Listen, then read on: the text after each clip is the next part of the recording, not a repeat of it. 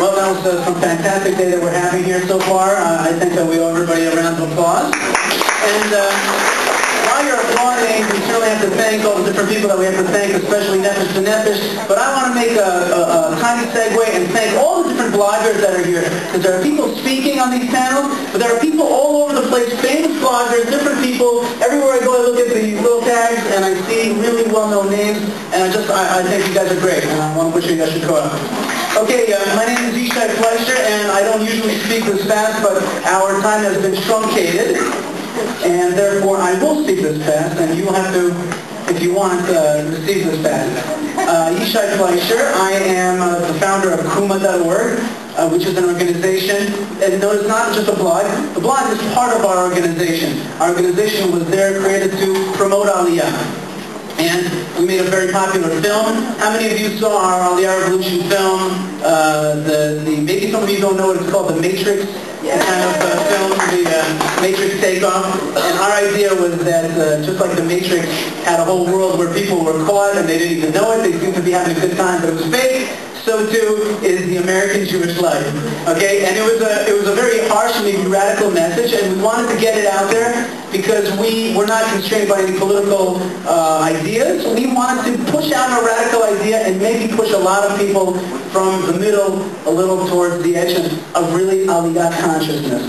And what blogging is all about is really about consciousness. I want to make two little points. A lot of you have raised your hands in the different panels and have said to government officials, to Zavi and to Bibi Netanyahu, how can we work with the government? How can the government help us? And I say, why do you need that? That's what blogging is all about. Blogging is all about being free of that. It's about broadcasting your message without CNN, BBC, the government of America, or the government of Israel. It's about having a platform to broadcast your message and for the world to see it. We don't need their help. We don't need their taxis, their money. That's what blogging is all about. And I want to give you a reminder that the strength comes from the blogger. The strength is in the individual blogger who gets on his computer and makes a difference. And I read them and you read them. That's what it's about. It's about real people and not a government message or a BBC, CNN message. Very important point, I think. So speaking of news, I'm going to make my remarks quick to let you speak, but it's a very important point to set it all up, so you'll oblige me. What's the difference? I also work in news and I'm Sheva and Israel National Radio and broadcaster. What's the difference between news and blogging? Well, news is a top-down informational structure. They're giving you what you have to see. And news, by its very nature, news media these days, is about negativity. News is never about the firefighter who rescued the cat. News is never about the good things that happen, or if it is, it's at the end of the broadcast and it's very short, and you know, that's not what the meat of it. The meat of it is the political intrigues and the negative things. And therefore, by its very nature, not just because of anti-Israelness, but because of the very nature of news, people get a negative impression of what Israel is, because they get the news. And the news is about warfare, politics, and all the dirty things that come up from underneath. Really, the dreck of society is what the news media is about. Blogging is not about that. Blogging is not about that. Blogging is about real life. Blogging is about, the greatest example I can think of is going to the shoot here on Fridays in Jerusalem, right? Everybody knows that there's no more colorful and beautiful thing in this world than to walk in Jerusalem on a Friday afternoon and to shop in the shoot, to bump into the Americans that you know, to hear the calls out for the sales and all those things.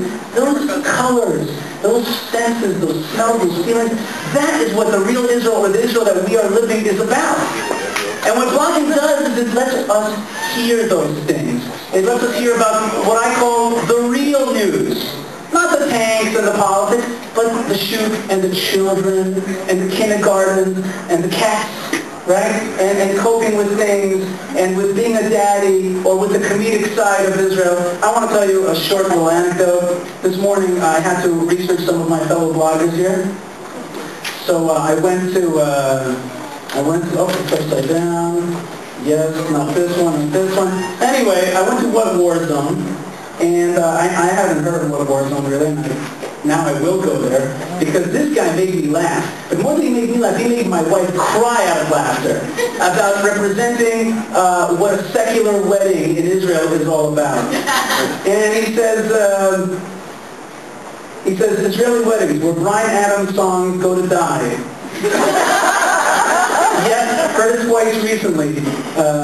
Baby, you're all that how does that song go? Baby, you're all that I want. When I'm lying here in your arms, I'm finding it hard to believe we're in Hebron. Instead of in heaven. Of course, I got married in Hebron, so that's as specific as you need to be. But besides that, it just made us laugh and laugh and laugh. And all of your other blogs as well. Yours is a little less funny. That's the Winkies blog is more political blog. But the point is that the real life of Israel is represented, and that's what's really missing. And we saw that in the last presentation, that the real thing is not represented in the news. We're getting it out there. Okay? Very important point, I think.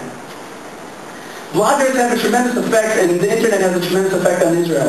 Janglo, Aliyah, pro-Aliyah blogging, like our site Kuma, which, by the way, came up with the terms Neo-Zionism and Aliyah Revolution. We're pushing those, it's an idea that we're pushing out there.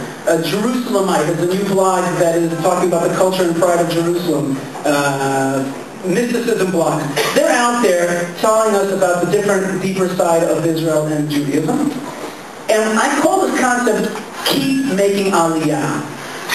You've made Aliyah to Israel, or you want to make Aliyah. That's only one thing, getting your body and trucking it over and building up your life and your infrastructure here. That's only one thing. But what about doing something with your body and with your mind? How are you going to make this country better? That concept I call it, keep making Aliyah. And this panel is entitled, Building Israel One Post at a Time, which in my mind is, how, with every single blog post, do we keep making Aliyah?